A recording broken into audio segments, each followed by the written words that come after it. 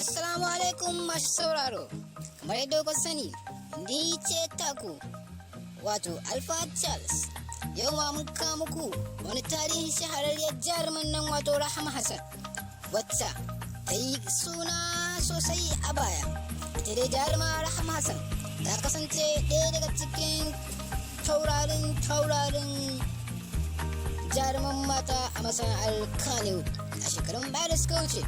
Ita Rahama Hassan ɗin ta taka muhimmiyar gudunmawa a yayin da inda ta fito a cikin fim da ga jama'a suna marmarin kalli wannan fim din, domin ta na da kwarewa wajen yin acting a kowane irin role da aka sa a cikin fim din.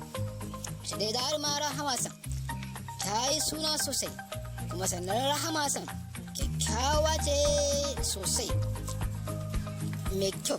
Sannan kuma a shekarar 2007 ne ta angonce da mijinta wato Alhaji Abubakar Musa Matawalle, yayin da yanzu haka suna da 'ya'ya guda 2. A ta dai Rahama Hassan tun daga sannan ba ƙarin ɗuriyar ta a cikin masana'antar Kannywood ba, tana tare da mai gidanta cikin zaman ƙoshin lafiya. Amma insha Allah yanzu za mu kawo muku